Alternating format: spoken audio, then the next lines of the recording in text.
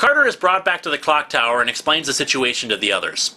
We also learn what the Lightspeed Rescue Rangers have been up to as Carter calls them back into action. While Dana became a doctor, Joel and Dr. Fairweather got married. Hawaii, here we come. I can't wait. Nothing is gonna spoil our honeymoon.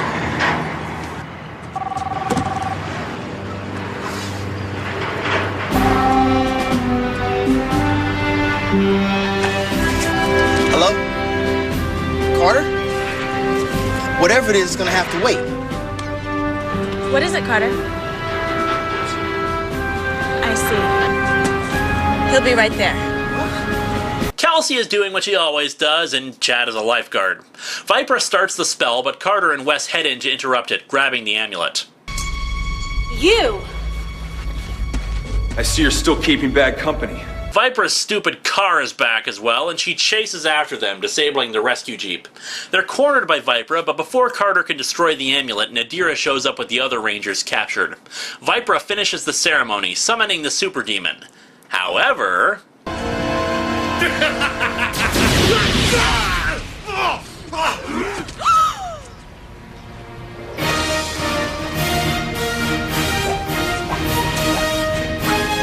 What? Those are my friends. They're the Lightspeed Rangers. Then Eric shows up with Ryan. That came out of left field. I've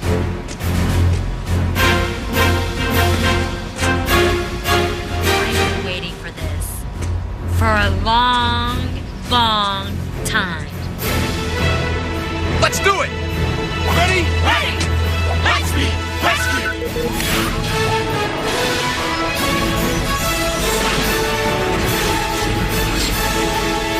Titanium power!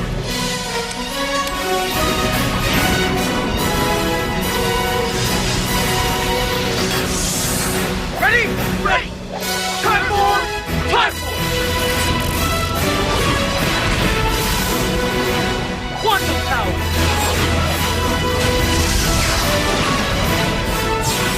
Lightspeed! Rescue! Time for! Time for!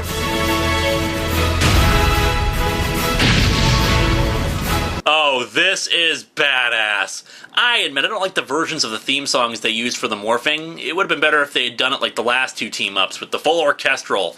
But this is still an awesome episode. While the two teams aren't as in sync as the Space and Galaxy Rangers, just the fact that the groups are spending more time together is a plus. There's no distracting little kid and all of the original actors are present. The teams are great together, and the combined battleizer weapons manage to destroy Vipra and the Super Demon. That was a bit anticlimactic. They bring the Lightspeed Rangers back to the clock tower. I thought you guys came from the future. This place looks kinda... old. Ah, I see Joel's natural charm hasn't changed. As a token of appreciation to each other, the groups give each other's uniforms to their opposite number. You got the jackets, now try the dance.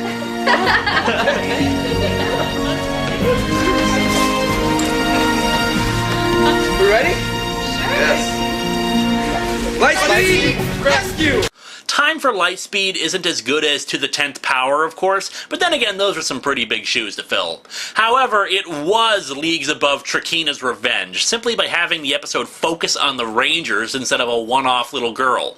There were some rewrites and cuts, including that there was now a second Lightspeed Aquabase and that Ryan was in command of it. We don't know what happened to Captain Mitchell, though his actor is the voice of the Super Demon, and we never learn how and when Ryan met up with Eric, the Time Forces Rangers' reaction to the existence of past Rangers, how Carter knew about Viper's return, or how he knew who the Time Force Rangers were. Like I said, the ending is a bit anticlimactic, especially with how they built up the Super Demon, and I really think this should have been a two-parter, but for what we got it was good. There seemed to be a shift in Eric's personality after he stopped himself from leaving, though what exactly inspired this change I can't be certain. He was more willing to help the Rangers and started going off on his own without the backup of the Silver Guardians to aid them.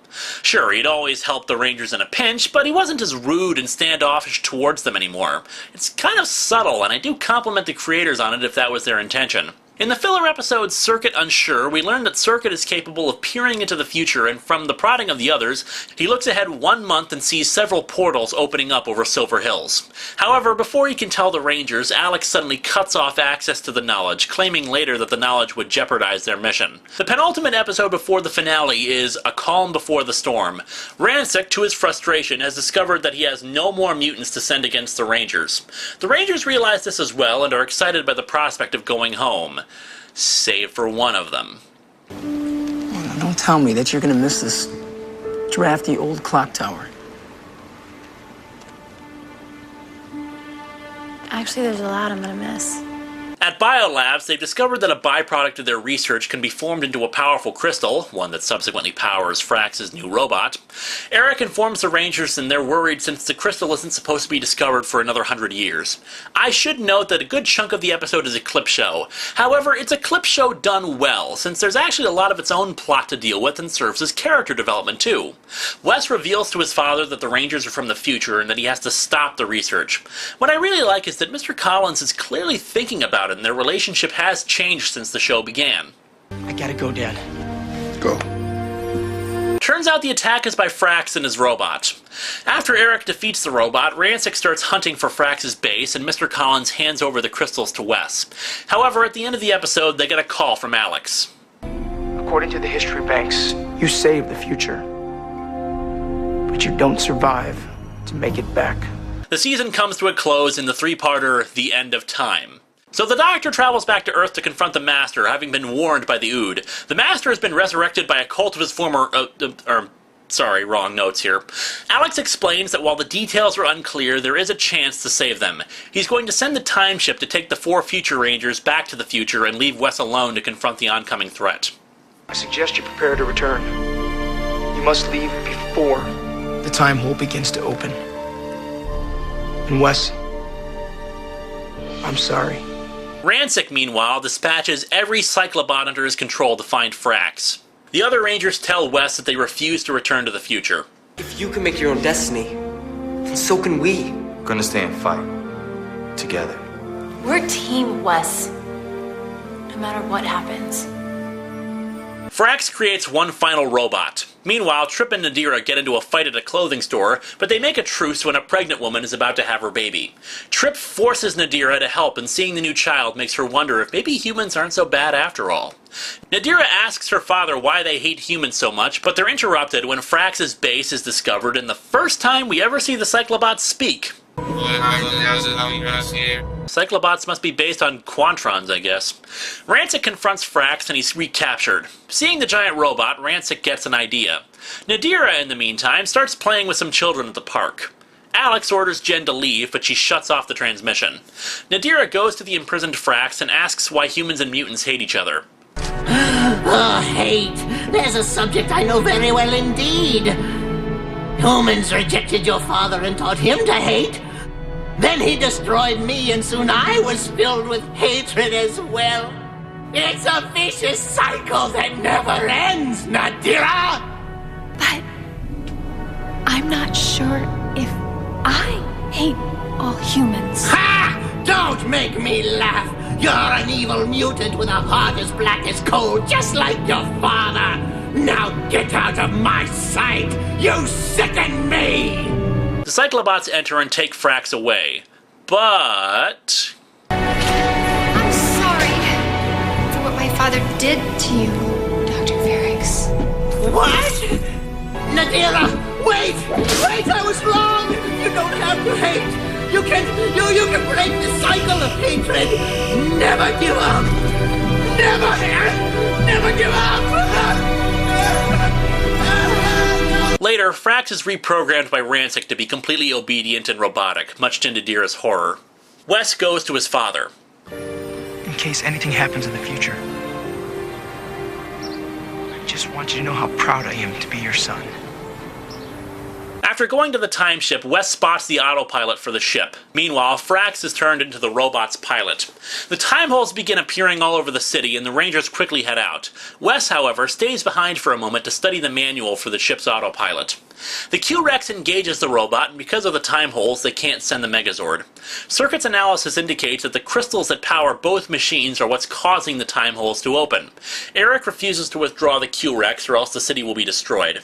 Wes says he has an idea on how to use the time ship and brings the Rangers back to it. However, he then activates the autopilot to send them back to the future, ending Part 1. Before Jen can say that she loves him, the time ship takes off for the year 3000. Wes returns to the battle as the Q-Rex is defeated, Eric crawling out of the wreckage. The Cyclobots close in on him, but Wes comes to his rescue. I was managing just fine, thanks. Wes finally asks him what his deal is. What is it with you? For years I've tried to be your friend, but you don't want anything to do with me. My friend. You don't even know the first thing about me, Wes. I had nothing. I was dirt poor, and I have struggled for as long as I can remember to pull my life out of the gutter. No one helped me. Not even for 1 minute. You and I have nothing in common. No. We may have grown up differently, but we have a lot in common.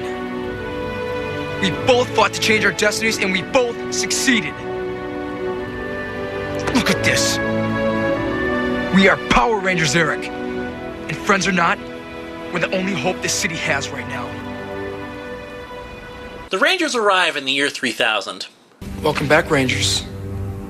I'm glad to see you came to your senses. Return to where you belong. Whoa, take it easy, Jen. Travel 1,000 years. It'd be a little disorienting. Now that you're home, you can relax. Enjoy the life you left behind. Mr. Collins is informed by his head scientist about how the crystals are responsible for the vortices, and he arrives to help people who have been injured in the fight as he searches for Wes.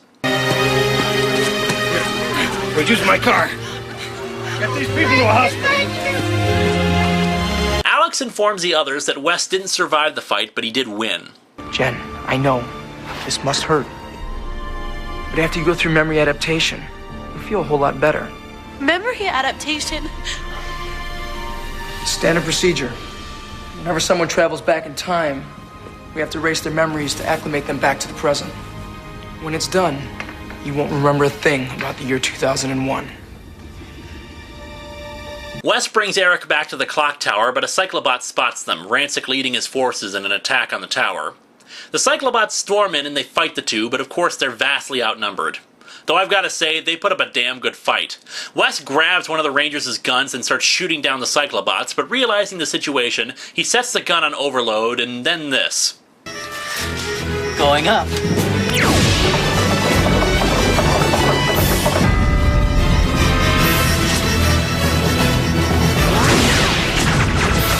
Time for quantum power!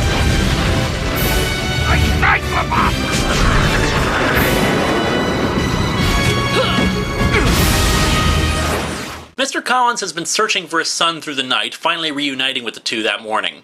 Eric spots a Cyclobot about to shoot them and takes the blast for them, unmorphed. Eric hands over his quantum morpher to Wes as Mr. Collins takes him to safety. Wes charges in against the Cyclobots unmorphed, just to show his badassitude as the other Rangers are about to have their memories erased. No! I don't want to forget. In fact, I'm going back to help him. Jen, just wait. I'm with you, Jen. We all are. Don't try and stop us. I don't want you to go. You could be destroyed. We have to. Don't you see? How can we live our lives knowing that it cost Wes his?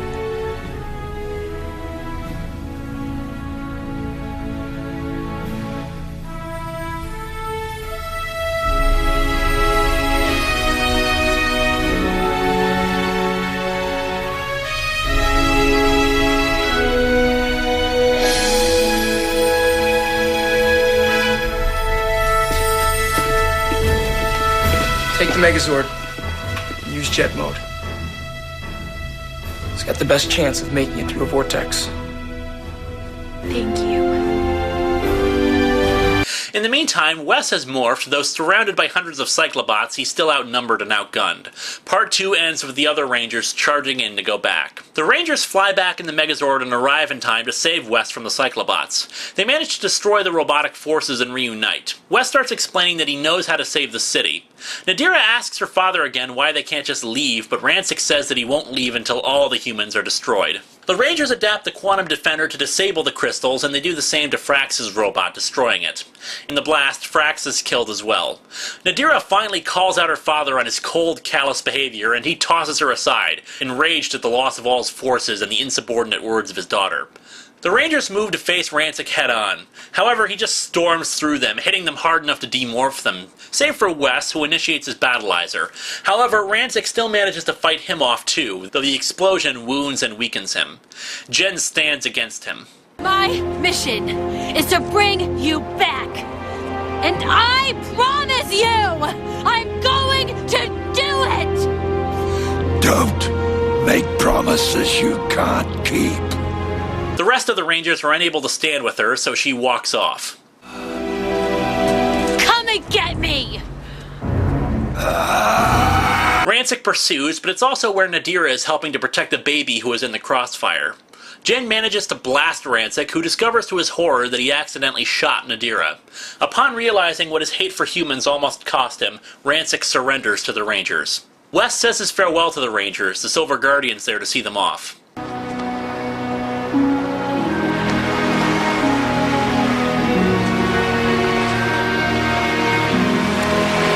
Better take it easy on that racetrack, Lucas. Well, at least now I have a driver's license.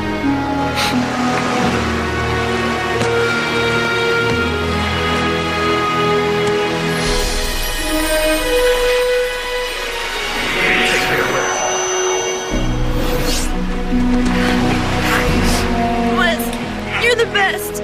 Katie, let go. I'm sorry. No, don't be sorry. I'm actually gonna miss your hugs. Goodbye, Wes.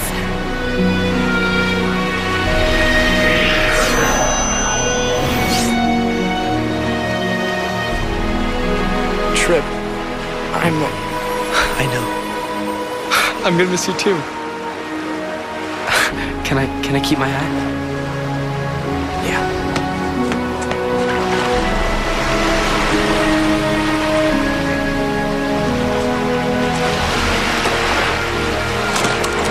Bye, Wes.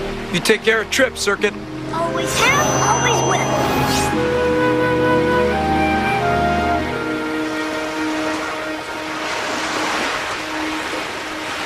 I wish you could stay. Me too. But we both know I can't.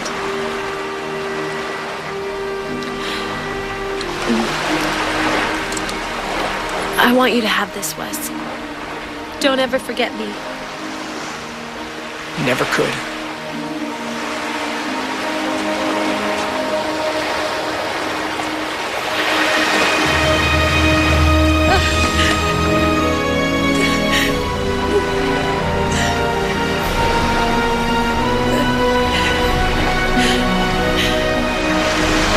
I should have told you this a long time ago. I love you. I love you too. I wish I could live another 1,000 years so we could be together again.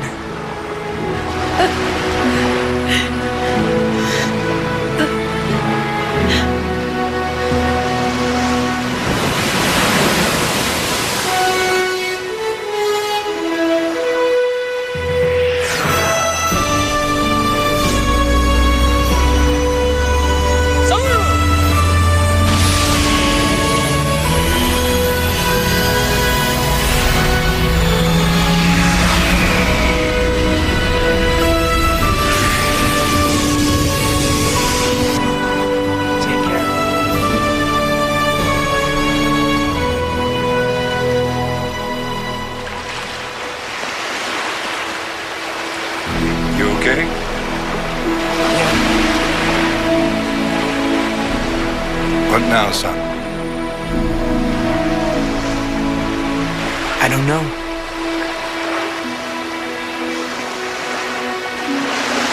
Well, I got a business proposition for you. Now, wait. Just hear me out. I want to make some changes in the Silver Guardians. Listen to me. We will protect the entire city. For free. I need a good leader. What about it? I'll do it. But I want Eric as my partner. What do you say? Would have been my choice.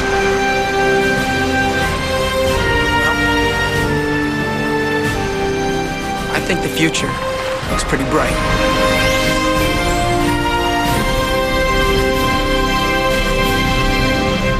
The end of the episode also has a brief preview of the next season, but that's not what we're here to talk about. Time Force is a very good series, but I think a lot of the fan base has overblown it a bit.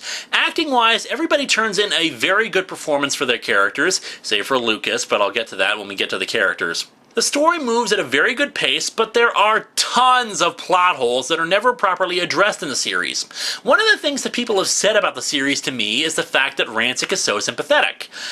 Except, he isn't. At all. Rancic isn't some glorious freedom fighter trying to help mutant kind have better lives. We're not talking about Magneto here. Rancic just wants to cause general anarchy, chaos, and destruction. He never talks about trying to help make things better for mutants, nor do we see any evidence that he's actually anything other than a criminal. We don't really see why that is, either. Now, he says it's because humanity shunned him, but that's completely contrary to the flashback with Frax. A human displays immense kindness to him, and provides a treatment for his condition, caused by a fellow mutant, I should add. And what does Rancic do? Laughs that the guy's a fool and burns down his lab with the intent of killing him. There's a difference between having a sympathetic backstory and actually being sympathetic. Rancic has a sympathetic backstory, shunned for being different. However, his consistent behavior completely justifies people's fears about him. Some have speculated that alterations to the series were made after 9/11 to make Rancic seem less sympathetic, but the truth is most of the series was completed and aired before 9/11. The only real change we know about is an edit to the 4th episode where a shot of buildings exploding is changed to a quarry explosion. Frax, on the other hand, has a sympathetic backstory, and it could be argued that he's a lot more of a sympathetic character. When he was rebuilt as a robot, one could say that, to paraphrase Doctor Who again, his very soul was surgically removed. You see flashes of humanity in Frax, particularly near the end when Nadira apologizes to him for everything that's happened to him, and even calls him by his human name. There is no such humanization, for lack of a better term, for Rancic until the very end. His only humanizing factor is his love for his daughter and seeing that he almost hurt her in his blind rage. It's rather anticlimactic for this whole big series, but I give it points for being different than just a big battle or something. At first I thought the relationship between Nadira and Rancic was just off-kilter comedic relief, but in all honesty, he's a very unique father. Sure, he was always spoiling her, but then in the episode Nadira's Dream Date, we see something you wouldn't normally suspect. Nadira gets the wrong impression that Lucas is in love with her, and while Rancic is at first irritated by this news, his daughter's happiness is paramount. He goes to Lucas and, yeah, threatens him to treat her right, but then actually helps him on the date, and when his monster attacks, he actually interferes in the fight to tell it and the Cyclobots to not attack him. Yes, he loves his daughter so much that he was willing to put aside his hatred for the Rangers, well, one Ranger at least, in order to keep Nadira happy. Like I said, in a normal situation, he'd forbid her to see him, probably try to kill him for daring to pursue a relationship with her, etc., etc. As such, while it's kind of a silly, stupid filler episode, it helps build the idea that he does care about her more than anything else. Something else different in this season that really made me raise an eyebrow was how the Time Force was vehemently against killing monsters. Mind you, they technically aren't monsters in the same way they were in the old days, but mutants, which could mean they're severely mutated humans or just some other form of life. But it's considered immoral to kill them, as demonstrated in Jen's revenge when a mutant continually insults her over the supposed death of Alex and she's ready to kill it. Mind you, it undercuts your theme a bit when you freeze them the exact same way you destroy them, i.e. shooting them a whole bunch, but hey, it does the job. Another point that people bring up about the series is that it talks about such things as racism because of the people's reaction to Rancic and the mutants at large. Sadly, I must again disagree. Racism, in one allegory or another, is brought up all of once. Trip Takes a Stand, which features a mutant that was in the cryo prison for petty theft and doesn't want to fight, but just to stay in the prison so he doesn't have to worry about feeding himself or the like. If they had done some more with that, more episodes centering around prejudice in some regard, where we saw mutants being oppressed and West was against what would be normal attitudes in the year 3000 or something like that, I may have bought into it, but we're given no reason to believe that mutants aren't treated as anything but fairly in the future, especially when we see 2 episodes where mutants do have equal rights and they're squandered. One was Jen's former partner, and the other was in The Last Race, who seemed like an ordinary sort of person, except he was determined to race fast cars and defeat Luke at racing, and didn't much care about causing destruction or anything. Subsequently, credit where credit is due for giving us a believable reason why the main villain only sends out one monster at a time. Rancic is powerful, yes, but if he unleashed the full amount of mutants in the prison at once, it's very likely they would have gone, "Why the heck should we follow your orders when we outnumber you 100 to 1? Lucas is the least developed, so we'll talk about him first. His character basically revolved around his driving and his quote-unquote coolness. He's popular with women, he acts suave, and cares a lot about his appearance. He undergoes no significant change other than his basic nobility, like with the other Rangers. His acting was just kind of there. Trip is kind, trusting, compassionate, but a little ditzy and clumsy. As the kindest, it also makes sense that it was his intervention that caused Nadira's change of heart about humanity. He is brave and is willing to sacrifice himself to protect the innocent, as he did during the aforementioned episode with the petty criminal who wanted to be frozen again. His telepathy was useful, though underutilized in my humble opinion. It seemed like he would be the most useful in hunting down Rancic, though I can't recall a single instance where the Rangers actively attempted to locate the cryo prison and go after Rancic. Katie is my favorite character of the Time Force, but also sadly underdeveloped. She had a very good episode dedicated to her character development, Future Unknown, where Circuit first reveals that time is changing thanks to their presence. Before that point, Katie had been confident, friendly, and rather unsubtle in facing off against what she saw as injustice. Future Unknown caused her to start rethinking her actions out of fear that the alterations to history would prevent her from being reunited with her family. I should note, though, that apparently some episodes were shown in the wrong order, and an episode where she went back in time and made some minor alterations deliberately was shown after Future Unknown, making it rather head-scratching given how she was previously emotionally paralyzed from doing any action out of fear of changing the timeline. And then she goes back in time and beats up some bullies and telling a guy to man up even though history says he wasn't supposed to. Nah, the space-time continuum could frankly go ram it. Which leads into a gripe with the series I have regarding the time travel. Repeatedly we're told that their actions are altering history, and we do hear of some specific examples, like the Silver Guardians or the Rame tank, but when Alex says they've done serious damage to the future, we never learn of what that means exactly. His character acts differently, and it doesn't seem likely that he would have survived the injuries sustained from Rancic. The only answer that would have made sense to me is that the timeline changes actually brought him back to life, but that's never said. Would have made a heck of a kicker, though, making the Rangers question their actions about what they should or shouldn't be doing. Jen was serious-minded, a leader, and a skilled fighter. Definitely a change from the traditional Pink Ranger, who's usually the happy-go-lucky type. While there was always confusion about whether or not it was Wes or Jen who was the leader, even if Wes was supposed to lead, Jen was at least second in command and tended to be the one who actually was trying to push them to complete their missions. Her relationship with Wes built over time and very well done, though that's gotta be kinda creepy, like dating a younger version of your boyfriend's grandfather. It's still kinda squicky. She started off as the most determined to bring Rancic to justice and the easiest one to get rattled because of the loss of Alex. By the end, she's not exactly lighthearted, but she is more inclined to have some fun with her teammates.